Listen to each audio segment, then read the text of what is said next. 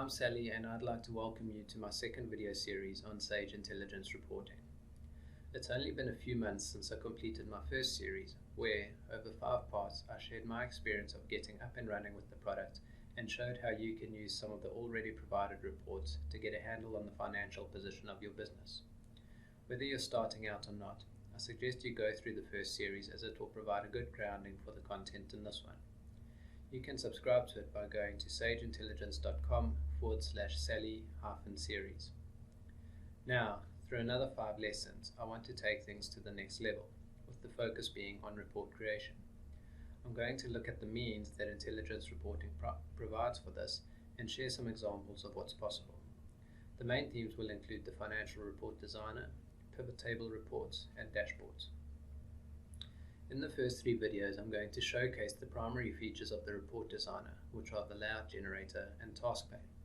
I'm going to create 2 layouts using each of these tools and then use them along with some of my existing ones to create a financial dashboard.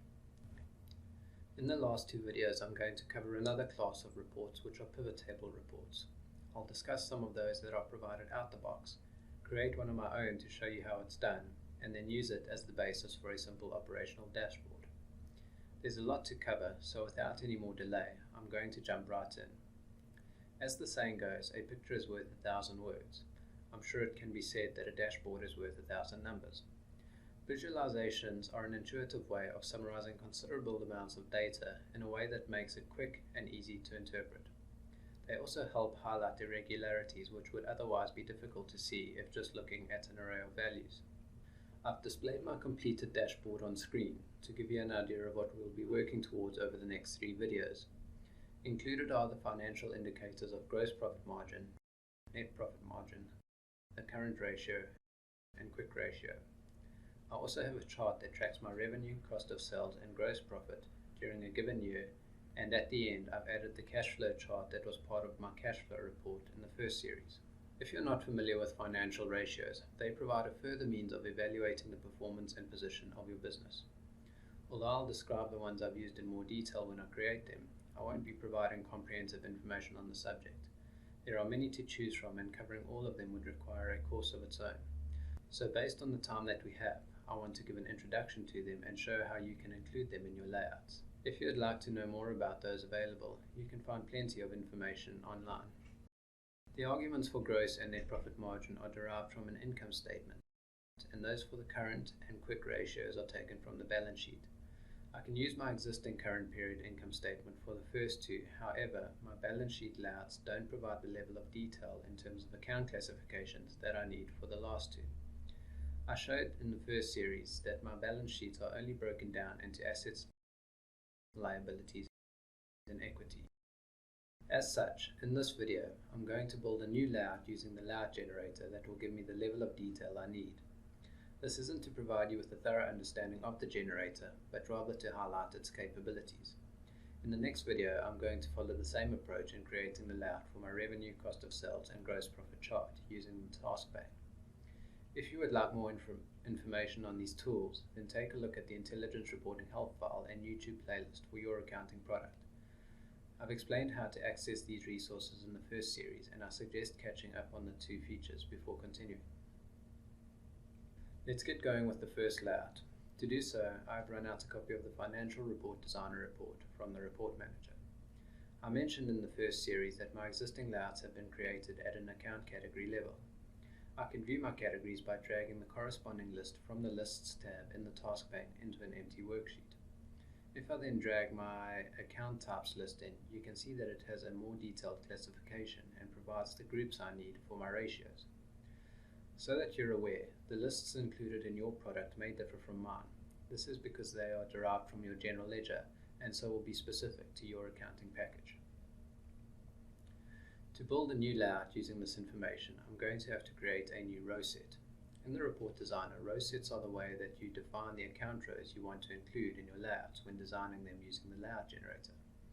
In my generator, I'm given the options to define rows based on accounts as well as account types, categories, and groups. At a minimum, intelligence reporting gives you the ability to create rows based on accounts. As for the other options, these are determined by the different account classification types that are set up in your accounting package. Since I have the option to create rows based on my account types, I could replicate the items in my account types list. You could do the same based on your account classification types, however it's possible that they haven't been set up at the right level of detail for the ratios you want to use.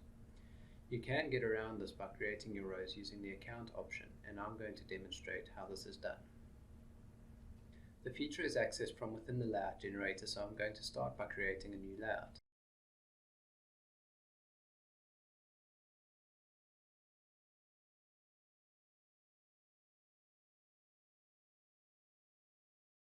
I can then add a new set which will display the editor for it.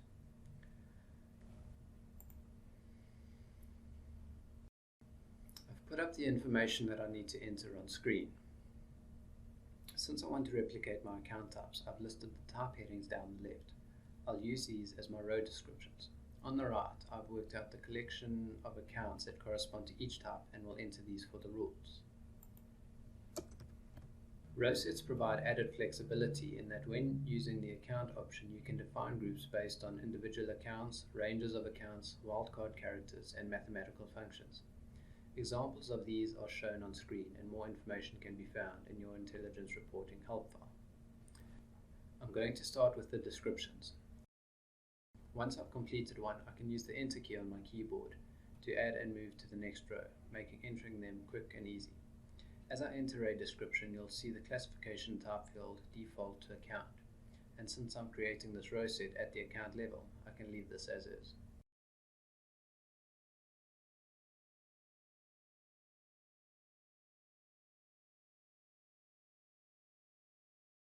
I can now add the rules for each row.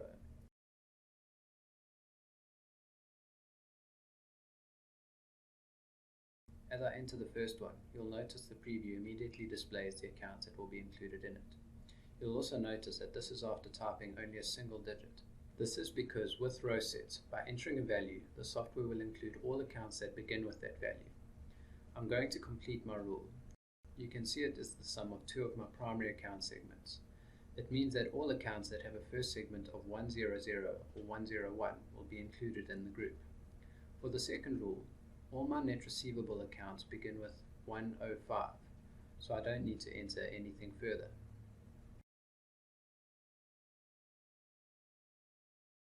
If we take a look at the fourth rule, you can see it is a range that references two of my primary segments. It means that all accounts with the first segment between and including 115 and 118 will be included in the group. I'm going to carry on with the rest of the rows.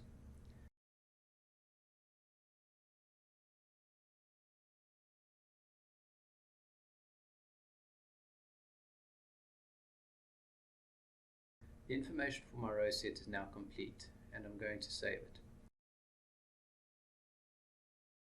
I can then return to layout design and continue creating my layout.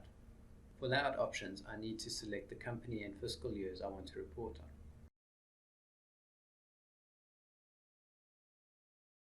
I can then add my text columns. These are the fields that appear on the left of a layout and contain the descriptive information for the account rows. I'm going to include account and row description. For my columns, I'm going to add my closing balance amount for period 4, which is my current period. I'm also going to add the same field for the prior year. If you were designing a more comprehensive layout, then at this point you could think about conveniently adding a larger set of fields using the Add Columns option, organizing them the way you would like by inserting spaces, making use of any predefined calculations you might want, or creating and using ones of your own with Add Calculation. There's a multitude of options. I'm now going to move on to my rows. To add rows, you need to first select a row set, and this is where I can make use of the one I created earlier. Before adding the individual lines to my layout, I first need to switch the sign on some of them. Let me explain this a little further. Normally, in accounting packages, the transaction amounts for credit accounts are stored as negative numbers, whereas those under debit accounts are stored as positive numbers. In financial statements, however, it's commonplace to show credit amounts as positive rather than negative values, and so the sign of those accounts is usually reversed. This can be done in the layout generator by right-clicking on a row and selecting Toggle Switch Sign. I'm going to do this on all credit rows. I can now add all my rows to the layout.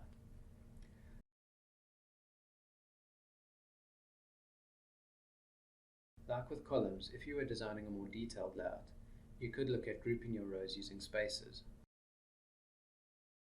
or create and add custom calculations of your own. Everything you need to build a standard layout is right at your fingertips. My layout is now complete. At this point, if I didn't want to view it, I could save it and close the generator. But I want to show you what it looks like, so I'm going to click Generate. In this case, I don't need to save it first because generating it will do so automatically. You can see, similar to the out-the-box layouts, that my report headings are included at the top.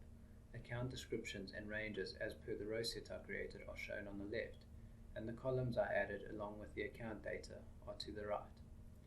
I now have a layout that shows closing amounts for my balance sheet accounts for my current period in my current year, and the same period in my prior year, grouped at the right level of detail for the ratios I'm going to include in my dashboard. Now would be a good time to save one's work, and to remind you, this can be done using Save Excel template in the Report Manager. I'm not going to do this just yet, as there's a few last things I want to point out. Although I selected the columns for my current period when I added them in the layout generator, it's actually a static value of 4 that is determining the data in each field. You can see the value for each one if I unhide the row above the column headings. And if I double click on one of the data amounts, you can see it is derived from an intelligence reporting formula which references the value for its column. This means that if I move into my next reporting period, for example, and run my report out from the Report Manager again, the layout will still show financials for period 4, and this is not what I want. In later versions of intelligence reporting, a number of dynamic current period columns are provided in the layout generator, and you can look out for them. However, in case you're on an older version, then in the upcoming video I'm going to start out by showing you how to tweak the layout to always show the latest information. After that, I'll move on to designing the second one for my revenue, cost of sales, and gross profit chart. Another thing is that for my credit rows, positive values are shown, and this is because I switched the sign on them. If I select one of the cells, you can see a minus has been added to the formula, which is how the switching has been done. I'll touch a bit more on this in the next video as well. In this lesson, I've provided an introduction to the layout generator, and with the use of row sets, shown how it offers a straightforward way of creating layouts that suit your needs. I hope you can already see ways in which it can benefit you. I look forward to seeing you the next time, where I'll pick up where I've left off. Until then, goodbye.